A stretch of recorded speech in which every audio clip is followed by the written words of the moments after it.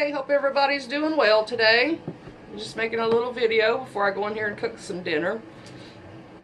My new year's starting out pretty well. I've been out house hunting with some friends today, and we saw a really nice place, so we're getting our hopes up for that. I really do need a new environment, and I hope it works out for us because I'm ready to move. But anyway, I'm pretty sure that there's going to be a move in my this year coming up, so I'm sort of excited about that anyway, at least to have something to look forward to. And I'm making a little video tonight about the variances between your average ordinary asshole and your narcissist. Just the differences, just maybe a few examples of how maybe you could tell the difference if you're sort of in a weird relationship and you're trying to figure out, is this guy just an asshole, or does he really have some sort of personality disorder, or what's going on here, Just a few examples. First of all, your average ordinary asshole, of course they're not pleasant people to be around, they can be rude, they can be disrespectful, and that might not never change with them. They might be that way their whole life, but they're not, intentionally hurting you for, their enjoyment, their pleasure, compared to a narcissist.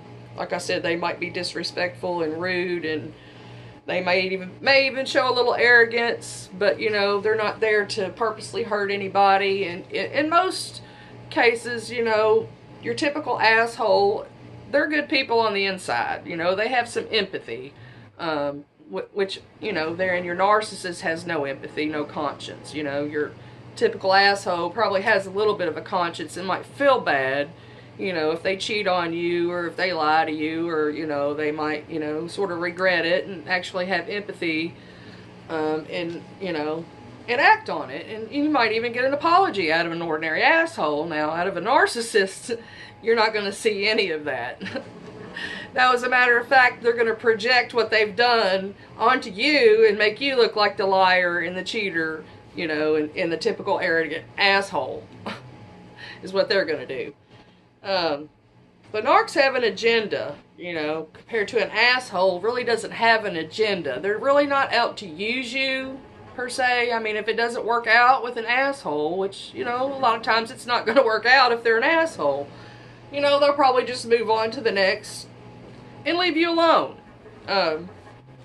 If he's an asshole, that's about the way that would play out. If he's a narcissist, of course they're going to move on to the next pretty fast, actually at the speed of light, and, they're going to come back. They're going to keep trying to come back, no matter what. So that's your difference there between the narc and the asshole. The asshole will go away, the asshole will leave you alone, the asshole will go on with their life. A narcissist will never leave you alone. I don't care. You can keep them at bay.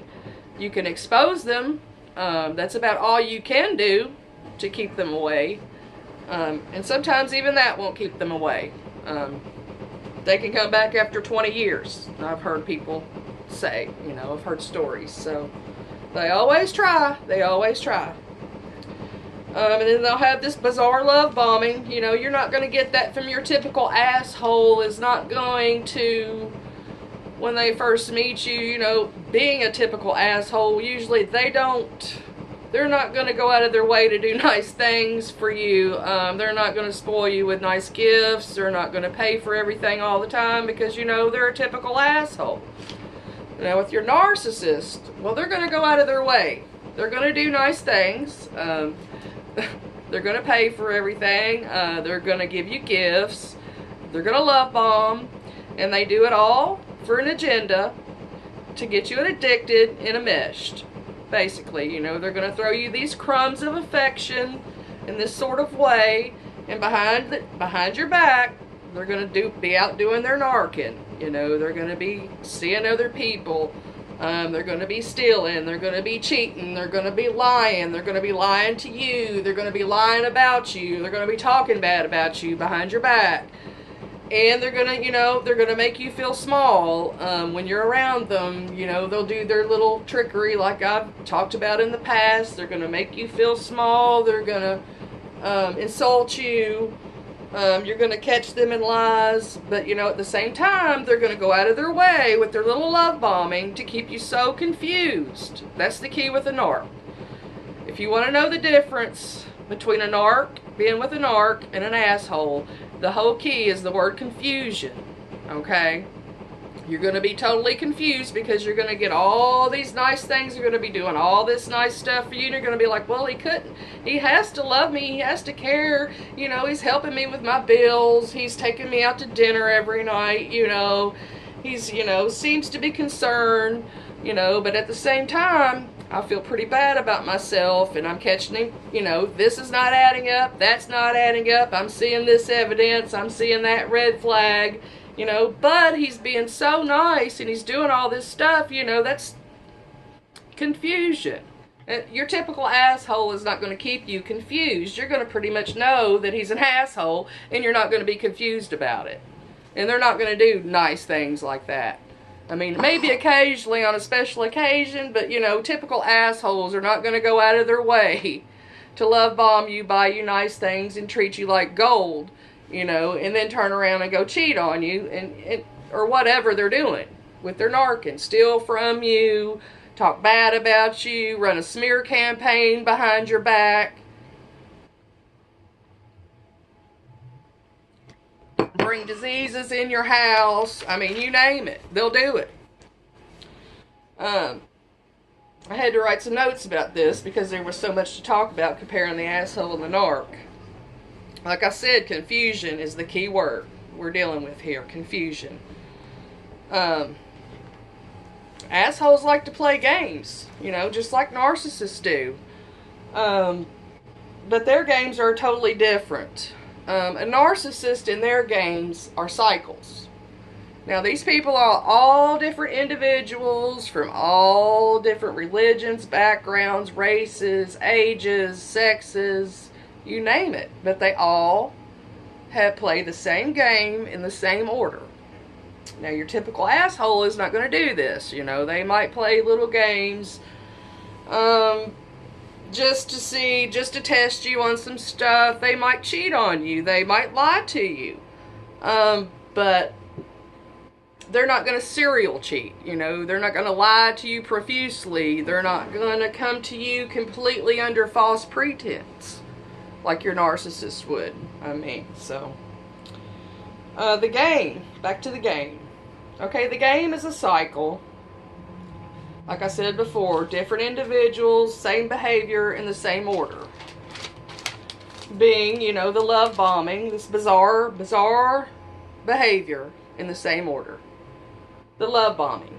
Unless, you know, like in my case, I didn't get love bombed right away because the narcissist was already in a relationship when he met me and portrayed himself to be single.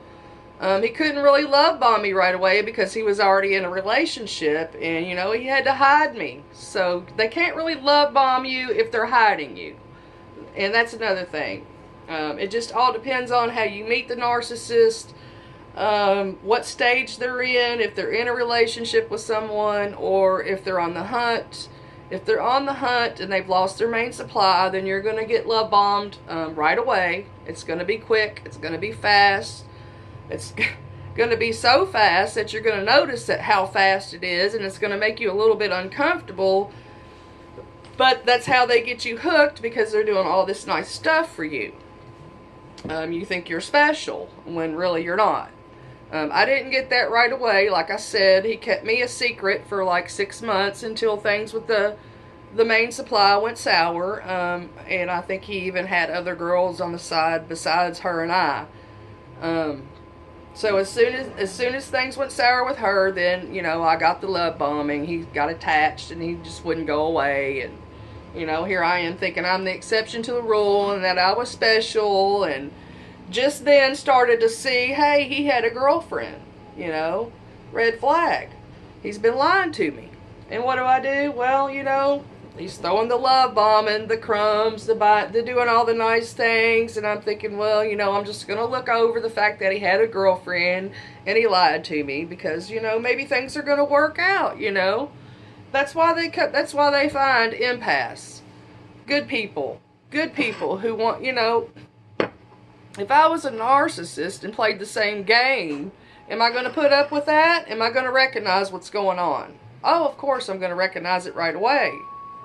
And it's going to be total toxicity on both ends.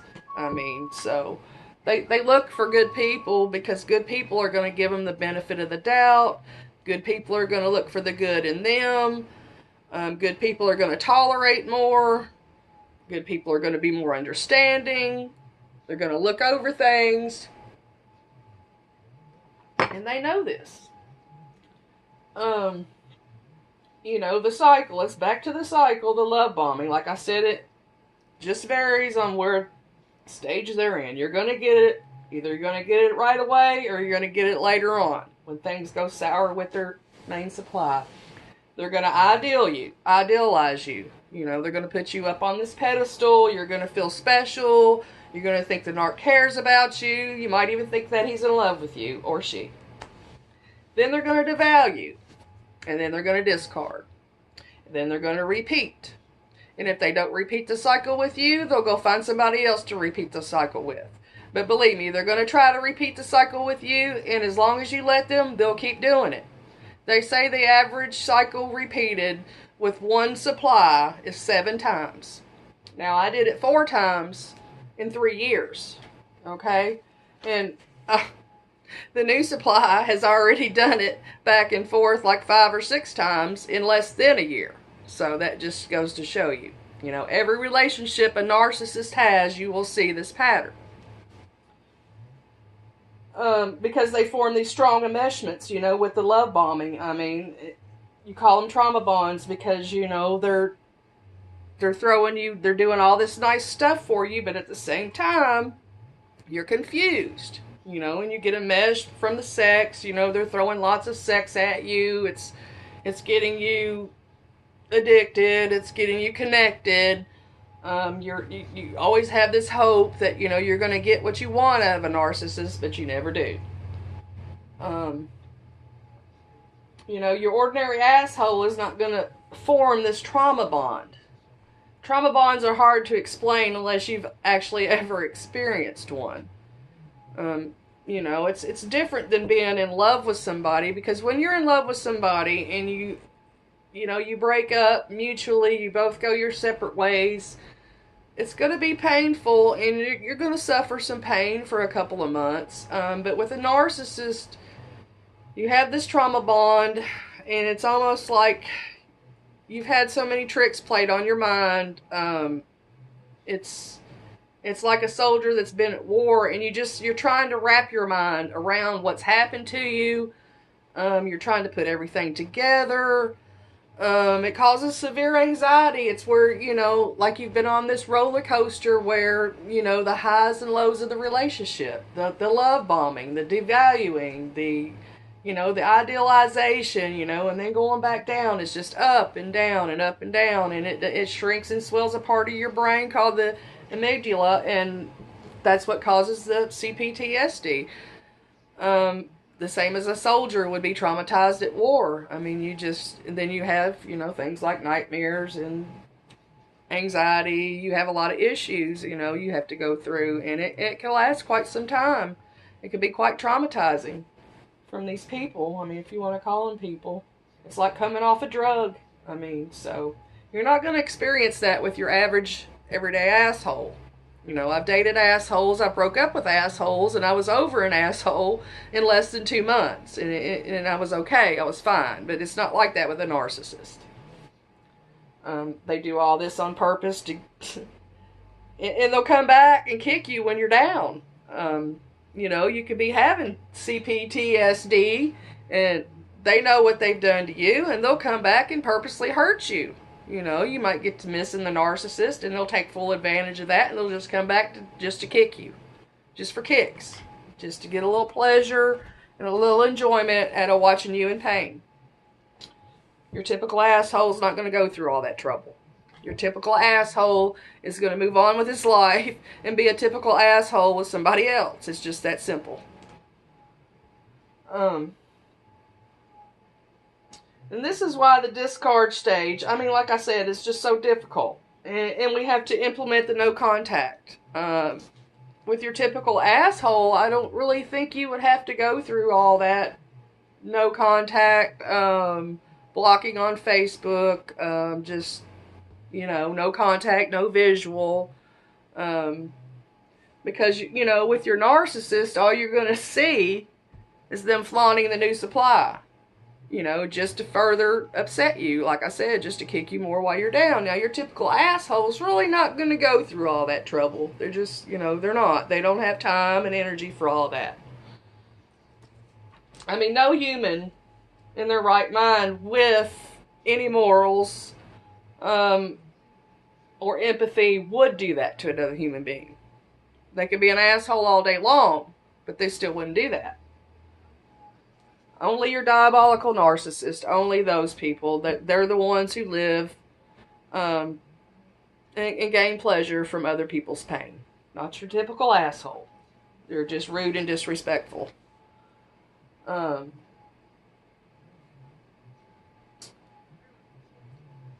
think I just went through all of that.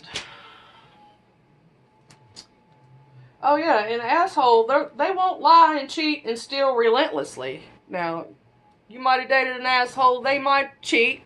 You might catch them cheating or lying. But normally, your asshole, even your typical asshole, will be remorseful. And maybe they'll tell you, either they'll probably even be more honest about it and go on and be a single man, or they'll try to want to work things out with you. They're not going to just relentlessly serial cheat and lie profusely about everything, every aspect about everything constantly. Your typical asshole is not going to do that. They might be somewhat dishonest, but they're not going to profusely lie to you. They're not going to steal from other people just to get what they want. They won't steal from children. They're not going to steal a pack of gum from Walmart. Only people with personality disorders act out this way, not your typical asshole. Oh yeah, and your typical asshole is not going to build his whole world based on a lie. They're not going to make social media profiles. For example, narcissists, they love to steal and project onto other people their bullshit, and they can't even be as original as to make a Facebook page. Like, just say, for instance, they have a bio. You know how you have a bio on your Facebook where you can describe a little bit about yourself?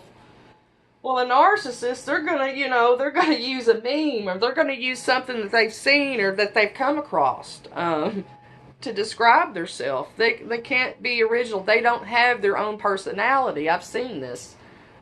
I think I ran across a meme, and it was his bio, and I was like, you got to be kidding me. So he just saw this on Facebook and decided that sounds, pretty clever, so I think I'm going to use that for my bio and describe myself. I've seen it. They'll use other people's hobbies and likes for their own recreational purposes. They'll mirror other people and use their hobbies to, make it look like they have interest in whatever they seem to be interested in, if they have any hobbies or recreational activities. If you look around, it's usually probably it's probably their friend's hobby or recreational activity that they're actually getting into. Narcissists usually don't have an original anything. They have to get whatever they use to impress people. It comes from other people. They study other people. They mirror other people. They use other people's hobbies. They use other people's words. They use other people's everything to form this false self. And that's what when you get with a narcissist, this is what you fall in love with. It's just bits and pieces of other people that they've sort of put together in this fake personality. And it's all fake. And they're actually just demons who still cheat, lie, and destroy people. They don't care what they have to do that. And to keep people in their life. It's just whatever they can get out of somebody.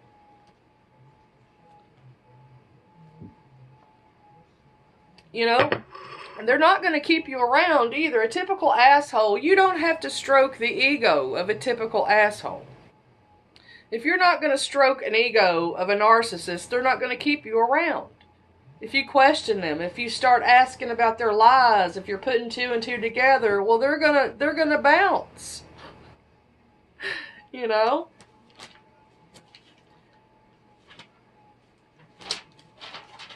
You know, that false self, they're monsters. You know, they just don't want that to get out. Your typical asshole is a true typical asshole. They don't have a false personality. Their personality is being an asshole.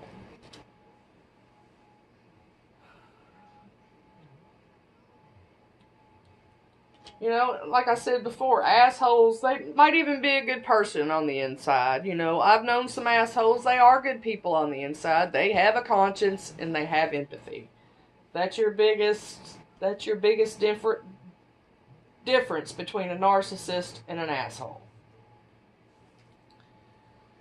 Even an asshole has a conscience. You know, assholes don't come back to play with the toys on the shelf that they discarded.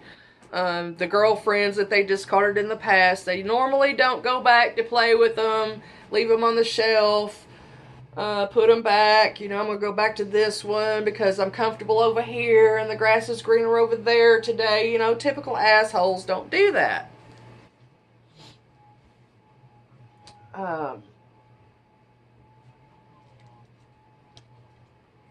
You know, and typical assholes, they won't drive you to the point, you know, where you get so angry that you have to expose them, you know, and they run these smear campaigns about everybody that tries to expose them. They have to make you look like the bad guy. And sometimes it causes people to even be suicidal. I mean, they could go that far. There is a law out now today. It's called Shane's Law. I've heard about it a little bit. I haven't really looked into it much, but I'm going to, just to see what all that consists of and the details of Shane's Law. Apparently, someone had committed suicide. I mean, not just someone.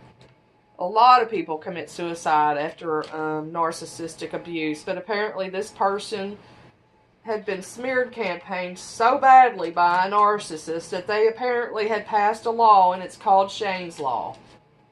And I guess it's sort of a bullying law. I think this person was harassed so bad on social media, especially from the narcissist with the smear campaign, that it drove them to suicide. So I'm glad at least somebody out there is recognizing this type of abuse and is actually taking some action, because it needs to be taken. You know, assholes aren't predators. Assholes aren't out on the hunt like a narcissist is.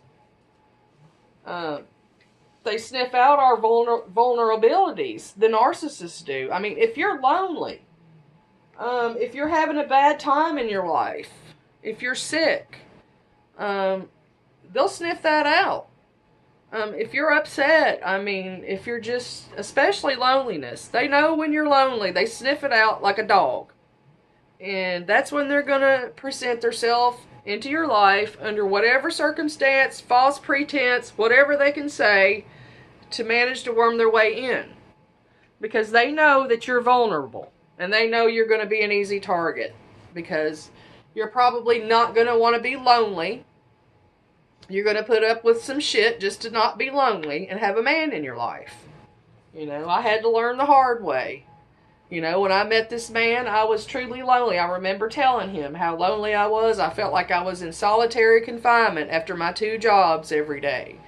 And it was a lonely time for me. Sometimes I would even be in tears to come home and have to spend the weekend alone or whatever, you know.